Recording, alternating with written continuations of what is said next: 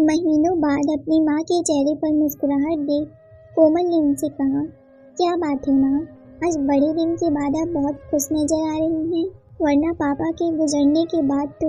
माँ, आज तुम्हारे दोनों मामा घर पर आए थे, मुझे थोड़ी हैरानी हुआ। मैंने कहा मामा क्यों, मामा क्यों आए थे? माँ बोली, उन दोनों को कुछ काम था, इसीलिए उन्हें कुछ पेपर्स पर मेरी साइन की ज़रूरत थी। वो मेरी साइन करवाने और मुझसे मिलने घर पर आए थे। क्या दोनों मामा आपसे यहाँ आपकी साइन लेने आए थे और आपने उन पेपर्स को पढ़े बिना साइन भी कर दिया? ये जाने बगैर कि उस पर क्या लिखा है? कोमल कैसी बातें कर रही हो, वो दोनों मेरे अपने भाई हैं, तो मैं क्या पढ़ती? और वैसे भी वो दोनों 2 साल के बाद घर पर मुझसे मिलने आए थे और तू है कि मुझसे फालतू बातें कर रही है। मैंने कहा पता नहीं आपको कब समझ आएगा माँ, ये रिश्तेदार भाई बहन इतने अच्छे नहीं होते जितने कि हमें दिखाई देते हैं। पता नहीं उन दोनों मामा ने आपसे क्या अपने नाम लिखवा लिया हो। माँ ने कहा, पागल हो तुम, हमारे पास है ही क्या जो वो अपने नाम करवा लेंगे। ये जो घर है ये भी किराए का ही है, हमारा कोई ज़मीन और जायदाद तो कभी था ही नहीं। हम दोनों माँ बेटी ये जो सिलाई का काम करती है ना, भूल मत, ये तुम्हारे उन्हीं मामा की बदौलत है, वरना ना जाने आज कहाँ हम दोनों दर दर की ठोकरें खा रहे होते। रक्षाबंधन अब कुछ दिनों में आने वाला है ना, जरूर वो मुझसे कोई बहानाबाजी करके मिलने आए थे। क्या मैं जानती नहीं हूँ? वो दोनों मुझसे छोटे जरूर हैं, लेकिन वो बड़े समझदार हैं। पिछले सालों में महामारी के कारण वो यहाँ ना आ सके, पर फिर भी वो शगुन के पूरे मनी ऑर्डर करते रहते थे। और फिर तभी अचानक तुम्हारे पापा भी इस दुनिया को और हमें छोड़कर चले गए। तब उन्होंने ही ये सिलाई मशीन का काम हमें दिलवा दिया, साथ में एक सिलाई मशीन भी दिया ताकि हमें और तुम्हें कोई तकलीफ ना हो। कोमल बोली, अरे माँ, वो सब सही है, पर मुझे कुछ ठीक नहीं लगता। ये आजकल के रिश्ते सिर्फ एक दूसरे को लूटने भर तक मतलब रखते हैं। माँ कहती है, बेटा ऐसा नहीं बोलते, हमारे रिश्ते में तो कल भी प्यार और भरोसा था और आज भी उतना ही है, आने वाले टाइम में भी रहेगा। पर कोमल को अपनी माँ की बातों पर विश्वास नहीं हो पा रहा था और रक्षाबंधन का त्यौहार भी आ गया था। सुबह के 9 बजे जब कोमल और उसकी माँ तैयार हो ही रही थी कि बाहर बाइक रुकने की आवाज़ आने लगी। कोमल बाहर निकलकर देखती है तो उसके मामा आए थे। उसकी माँ पूछती है कि कौन है कोमल बेटा। कोमल कुछ भी नहीं कहती। तभी उसके मामा कोमल से कहते हैं, क्या हुआ कोमल, हमें अंदर नहीं बुलाओगी क्या? अपने दोनों भाइयों की आवाज़ सुनते ही कोमल की माँ का खुशियों का ठिकाना न था। वो तुरंत उनकी आवाज़ सुनते ही दरवाजे पर आकर बोली, अरे तुम दोनों, आओ आओ अंदर आओ, बैठो। कोमल बेटा जरा इधर मेरे साथ आना। वो किचन में कोमल को ले जाकर उसे पैसे देती है मिठाई और राखी लाने के लिए और खुद पूजा की थाली सजा कर आती है। तब कोमल को बाहर जाता देख वो बोलते हैं, अरे दीदी, कहाँ भेज रही हो आप कोमल को? हम लोग मिठाई और राखी सब लेकर आए हैं, ये देखो आप, और आप तो सिर्फ हमें राखी बांध दो। दोनों भाइयों ने मुस्कुराते हुए कहा। तब राधा भी खुश होकर जल्दी से राखी बांधने के लिए बैठ गई, लेकिन कोमल अभी भी अपने दोनों मामा को शक की नज़रों से निहार रही थी। तभी उसकी माँ कहती है कि अरे कोमल, तुम वहाँ क्यों खड़ी होकर देख रही हो, इधर आओ और तुम भी राखी बांध दो अपने मामा को। बहन के साथ साथ बेटी भी राखी बांध सकती है, क्यों भाई, मैं सही बोल रही हूँ ना? इस पर बड़े भाई ने हंसते हुए कहा कि हाँ बिल्कुल सही, आ जाओ कोमल और हम दोनों को राखी बांध दो। कोमल का बिल्कुल भी मन नहीं था राखी बांधने का, पर वो अपनी माँ के कहने पर बैठ गई और राखी बांधने लगी। तभी वो राखी बांधते बांधते पूछती है कि अच्छा मामा जी, एक बात बताओ, वो ऐसा कौन सा काम था जो मम्मी के साइन के बगैर हो ही नहीं पा रहा था, और वो किस चीज़ के पेपर्स था जिस पर आपने माँ के साइन करवाया था? कोमल, मैंने तुम्हें समझाया था ना। राधा गुस्से में कोमल को देखती है।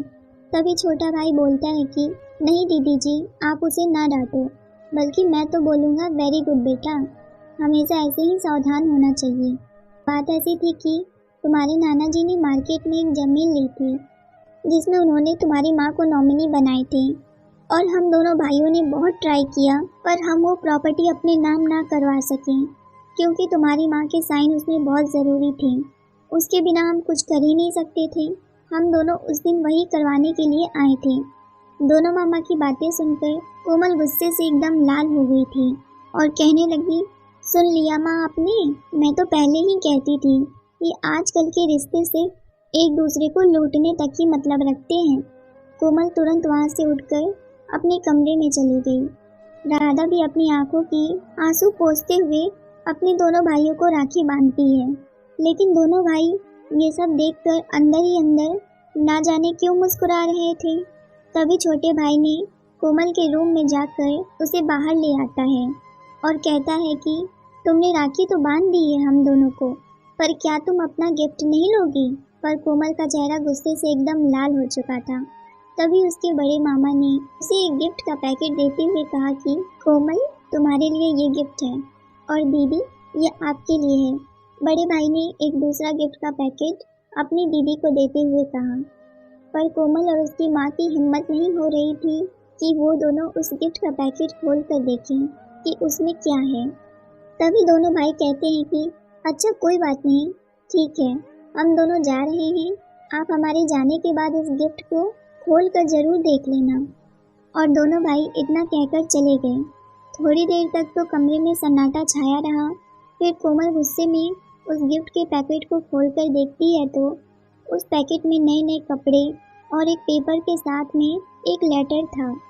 कोमल हैरानी के साथ उस पेपर को पढ़ती है, लेकिन उसको कुछ भी समझ में नहीं आता। तभी उसमें रखा वो लेटर को पढ़ना शुरू कर देती है। उस लेटर में लिखा था कि दीदी जी, आज रक्षाबंधन का पावन त्योहार है। वैसे तो हम दोनों आपसे छोटे हैं और माँ के गुजरने के बाद से हमने आपसे माँ का प्यार पाया है और आपने भी हमें अपने छोटे भाइयों के जैसे नहीं बल्कि बेटों के जैसे दुलार और हमेशा प्यार किया। दीदी, पापा और हम दोनों ने बहुत पहले मिलकर मार्केट में एक ज़मीन ली थी और उस प्रॉपर्टी में आपका नाम भी शामिल था।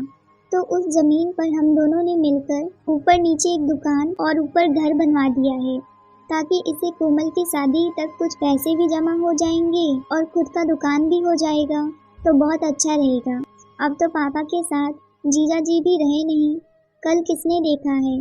दीदी, आप किराए के घर में रहें और हम दोनों अपने अपने घर में, ये हम लोग कैसे देख सकते हैं। इसीलिए हम लोगों ने फैसला लिया था कि उस ज़मीन पर आपके लिए दुकान और घर बनवा देंगे। दुकान और घर दोनों आपके नाम से हो, इसीलिए उस पेपर पर आपकी साइन की ज़रूरत थी, जो उस दिन हम आपसे करवाने आए थे। वैसे तो हम दोनों भाई हमेशा आपके साथ खड़े हैं, पर आप दोनों आत्मनिर्भर बने रहो, इसीलिए हमने आपको वो सिलाई का काम दिलवाया था, ताकि आप दोनों को कभी भी कोई दिक्कत ना हो।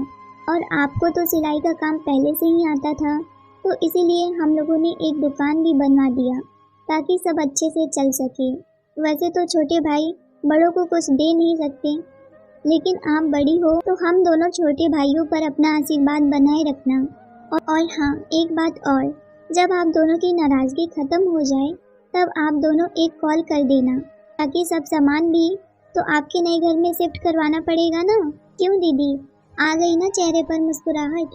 ऐसे ही आप दोनों हमेशा खुश रहना और कभी भी कोई तकलीफ हो तो अपने इन दोनों भाइयों को याद कर लेना। दोनों माँ बेटी की आंखें नम हो जाती हैं। राधा बोलती है कि झूठे, उन्हें मुझ में माँ का प्यार मिलता है, पर सच तो ये है कि वो एक पिता बनकर मुझे बेटी की तरह प्यार करते हैं। कोमल अपनी माँ से कहती है कि सॉरी माँ, मुझे माफ़ कर दो, कितना गलत सोच बैठी थी मैं। आप दोनों भाई बहन में कितना प्यार है, भगवान करे आप लोग का प्यार हमेशा ऐसे ही बरकरार रहे। तभी कोमल की माँ कहती है कि केवल हमारा ही नहीं बल्कि दुनिया का हर एक भाई अपनी बहन पर मुसीबत पड़ने पर वो एक पिता का रूप ले लेता है, और हर बहन अपने भाई पर मुसीबत पड़ने पर एक माँ का रूप ले लेती है। भाई बहन का रिश्ता अनमोल होता है, जो लफ्ज़ों में बयां नहीं किया जा सकता। इतना कहते हुए वो कोमल से बोलती है कि चलो अब अपने मामा को फ़ोन लगाओ। आप सभी भाइयों से एक रिक्वेस्ट है कि इस रक्षाबंधन में आप अपनी बहन को गिफ्ट दें या ना दें, लेकिन उनका साथ हमेशा देना। साथ ही आप सभी भाई बहनों को मेरी तरफ से एडवांस में हैप्पी रक्षाबंधन। उम्मीद करती हूँ आपको ये कहानी पसंद आई होगी, और कहानी पसंद आई हो तो वीडियो को लाइक और ज़्यादा से ज़्यादा वीडियो को शेयर करें और अगर आपने हमारे चैनल को अभी तक सब्सक्राइब नहीं किया है तो चैनल को सब्सक्राइब करके बेल आइकन ज़रूर दबाएं। धन्यवाद।